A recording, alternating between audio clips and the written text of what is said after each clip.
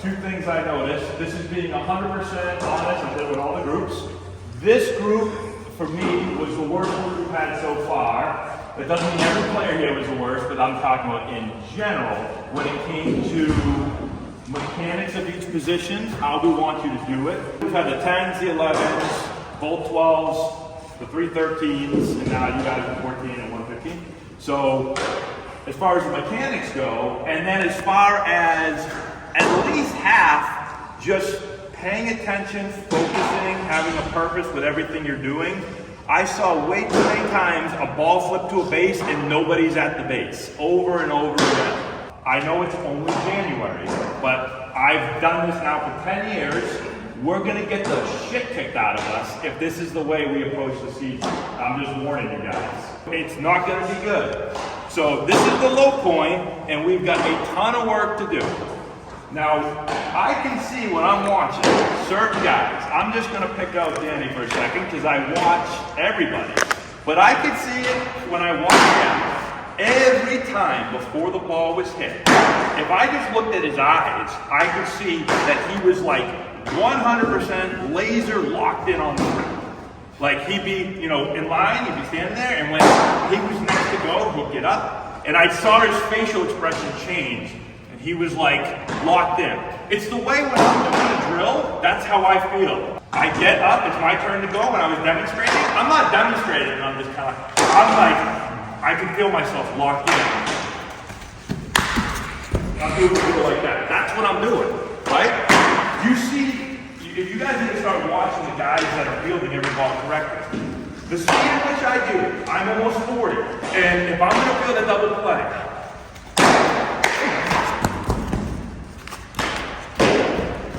get back to it. Do you see how I did that?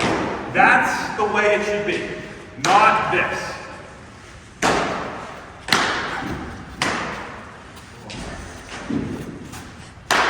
I saw that way too many guys.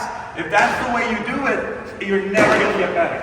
Ever, ever, ever. That would be a crappy standard, and we should be way higher than that. Okay? Again, I know there's more than just him.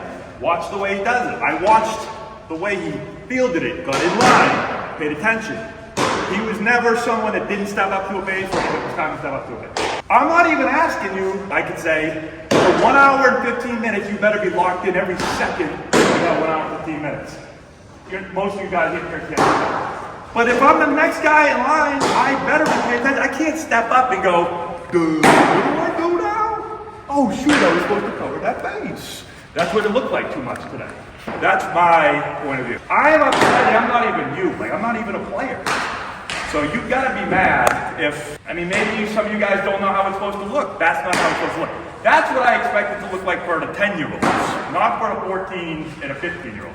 I don't really think it matters how you expect it to look. What you know is that it doesn't look like the best infielders in the world, right? And that's fine, like it doesn't have to. But you know that it has to look different, right? You can't be the same every time. And what we're trying to do, what different is like challenge muscle memory, right? Everything we do here is a lot to do with muscle memory, hitting, pitching, fielding. So like you need an intense level of focus on every repetition in order to repeat it, right? Like in order to change muscle memory, you need like a serious level of focus, right? Or else if you don't have that focus, and how many times have you heard like stop doing all this with your hands, right? All it takes is for you to focus on your hands, right? A couple times in a row without, if you miss the ground ball, it's okay. Nobody's gonna yell at you, right? But a few more times go by, and you start fielding ground balls better and better and better, and then you're better than you ever were because you stop all this hand movement, right? We need to have like a serious level of focus when we're doing these things, or else we're not gonna get any better. Can I piggyback on that 1 second? So if I show you the right way to do it, and I tell you the right way to do it, now I know some of you don't do it that way.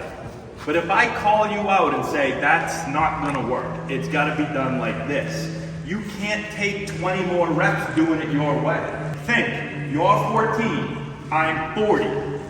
You've only seen whatever you've seen in baseball. How much more baseball have I seen? A lot more. What level of baseball have I seen? A lot higher. I know what it looks like at the really good levels. You don't. So when I'm telling you what they all do, I'm not lying. I'm telling you the truth. So if you think that you can take a ball to your left, go to Nick, and take it like this and throw it to him like that on a double play feed, and I say, no, that is not gonna work. If it's accurate to your left, I give a momentum and I underhand flip, and the next rep, I see you go like this and do this. Basically, you're telling me two things. One, screw you, Matt, I don't care what you think, you don't know what you're talking about. Or two, I'm incapable of learning, I don't wanna pay attention, I don't really care. Both are not good answers. I'd rather see you field it and try to flip it and look like shit. At least I say, oh, that guy's trying. But if you just keep doing it the same way, what is the purpose of playing on a team? You should just not play on a team. Or go someplace where there's real crappy coaching and they're not gonna say nothing. They'll just say, oh, let the guy do it however he wants. If it's gonna be different, it's gonna feel weird, right? And it's gonna feel weird for maybe 20, 30 times in a row. But once it starts to feel normal, you're gonna be doing it then better than ever before. That's the point, right? Like there's an adjustment period. Like when he tells you it's not supposed to look that way, and you change how it looks, it's not supposed to feel the way it used to, right? It's gonna feel different. It's gonna feel weird, and we have to be comfortable with that, right? And adapting in those positions. And that's what I got to. You're gonna try out. Some of them are in high school. Who here is in high school? Oh, about okay. Well, You I'll have go to to. a tryout, that ain't passing. He's gonna see it and go, you know what? You ain't gonna listen.